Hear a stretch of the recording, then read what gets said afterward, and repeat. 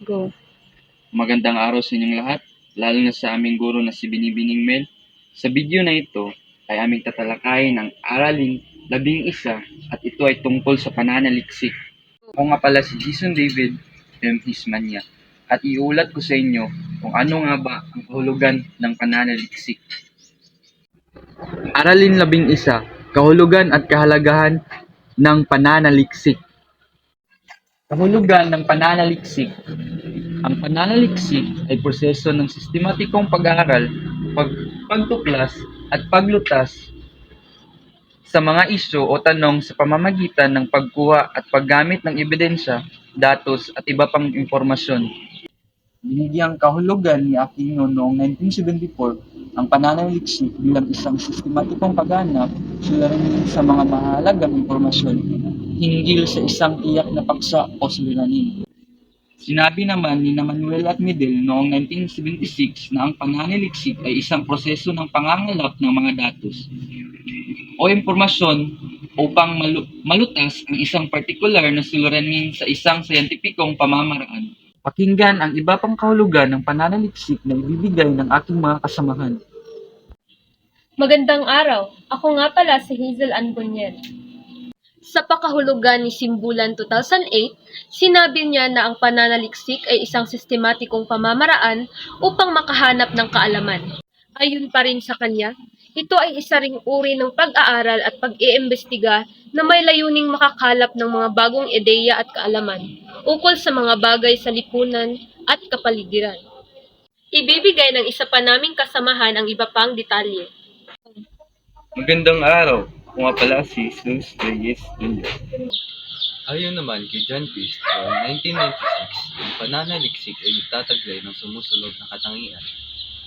Una, ito ay maingat sa pagtitipon at pagpili ng datos na kinikilala sa larang ng pinagkunan. Pangalawa, ito ay matiyaga, maingat at hindi minamadaling pagsasakatuparan.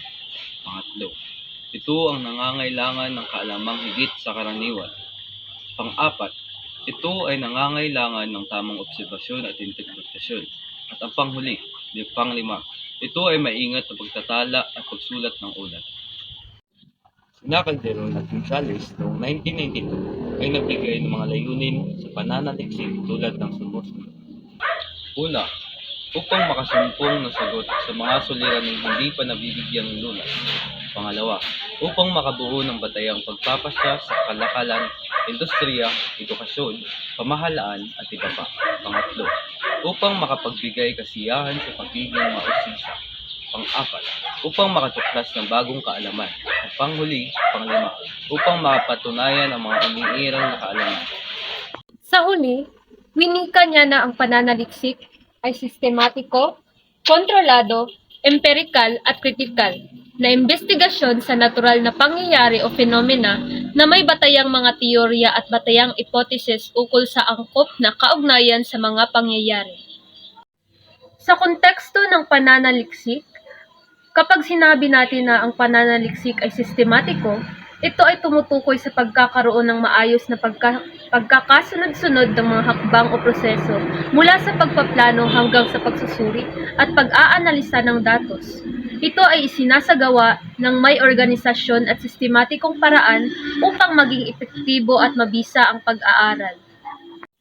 Pangalawa, ang pananaliksik ay kontrolado. Ang kontrolado ay nangangahulugang may kontrol o pamamaraan upang bawasan o alisin ang mga impluwensya ng iba't ibang mga kadahilanan na maaaring makaapekto sa mga resulta ng pananaliksik. Sa pamamagitan ng pagkontrol sa mga variables at paggamit ng mga kontroladong kondisyon, maaaring masiguro na ang mga resulta ay mas maaasahan at mas tumpak. Pangatlo, ito ay empirikal. Ang pagiging empirikal ay nangangahulugang batay sa mga obserbasyon, karanasan at datos na nakuha sa pamamagitan ng pagsasagawa ng mga eksperimento, pagsusuri at pag-aaral sa tunay na mundo. Ito ay binibigyang diin ang kahalagahan ng pangmalas at ebidensya sa pagbuo ng mga konklusyon. Pang-apat o panghuli, ito ay kritikal. Ang kritikal na pananaw ay nagpapahalaga sa pagiging mapanuri at mapanakit sa pag-aaral. Ito ay naglalayong suriin at punahin ang mga konsepto, metodolohiya at resulta ng pananaliksik upang maipagtanggol ang kalidad at integridad ng mga natuklasan. Sa pamamagitan ng kritikal na pag-iisip, maaaring magkaroon ng mas malalim na pag-unawa at pagpapabuti sa kaalaman. Etika ng pananaliksik. Dapat makapagpakita ng katapatan ang mananaliksik sa kanyang ginagawa. May pag-aaral, may pamamalas ng mananaliksik ang katapatan sa mga sumusunod na pamamaraan. Una, ang mananaliksik ay nagbibigay pagkilala sa lahat ng pinagkunan niya ng datos o impormasyon. Pangalawa, gumagawa ang mananaliksik ng karampatang talaan ng mga general niyang idea at termino. Pangatlo, nagbibigay siya ng karampatang pagkilala sa mga salitang kanyang hiniram ginamit para sa kanyang pag-aaral. Pang-apat, hindi siya nagtatago ng mahalagang datos upang mapaganda at mapalakas o mapagpatibay ang nais niyang argumento or conclusion. Hindi siya nagtatago ng datos para maikling niya ang kanyang pag-aaral sa isang pananaw. Panglima, mapaninindigan niya ang conclusion at interpretasyon ng kanyang pag-aaral dahil sa maingat at masinop niyang pagkalap ng datos.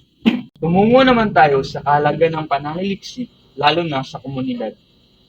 Ang pananaliksik ay mahalaga sa pagpapaunlad ng kaalaman.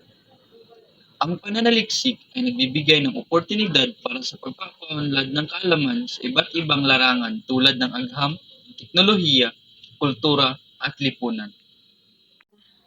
Mahalaga rin ito sa paglutas sa mga suliranin. Sa pamamagitan ng pananaliksik, natutukoy at nalulutas ang mga suliranin sa komunidad tulad ng kahirapan, kawalan ng edukasyon, at pangangalaga sa kalikasan. Mahalaga din ito sa pagpapalawak ng pag-unlad. Ang mga natutuklasan sa pananaliksik ay maaaring magdulot ng bagong ideya at proyekto na makakatulong sa pagpapalawak ng kaunlad, daraan at pag-unlad ng komunidad. Mahalaga din ito sa pangangalaga sa kalusugan. Ang pananaliksik sa larangan ng medisina at kalusugan ay makakatulong sa pag-unlad ng mga bagong gamot, pag-aaral sa mga sakit, at iba pang paraan ng pangangalaga sa kalusugan ng komunidad. Pagsuporta sa pamahalaan. Ang mga resulta ng pananaliksik ay maaaring maging batayan para sa paggawa ng pulisiya at programa ng pamahalaan na tumutugon sa mga pangangailangan ng komunidad. Kahalagahan ng pananaliksik sa mga mag-aaral. Bilang isang mag-aaral, mahalaga sa amin ang pananaliksik dahil nagbibigay ito ng oportunidad na magkaroon ng malalim na pag-unawa sa mga konsepto at paksa. Tumutulong din ito sa pagbuo ng kritikal na pag-iisip at analytical na kakayahan. Nagbibigay ito ng kakayahan sa paghanap, pag-evaluate, at paggamit ng mga ebidensya. Naglalayon din itong magbigay ng solusyon sa mga suliranin at magbigay suporta sa mga argumento. Nagpapalawak din ito ng kaalaman at nauugnay ang teorya sa praktika. Pinalalakas nito ang kakayahan sa pagsusuri ng impormasyon at pagiging mapanuri sa lipunan. Binibigyan din ito ang mga mag-aaral ng oportunidad na mag-ambag sa kaalaman ng lipunan at makatulong sa pagpapaunlad nito. At dito lamang po nagtatapos ang aming pag-uulat. Sana ay marami kayong natutunan tungkol sa aming paksa. Maraming salamat po.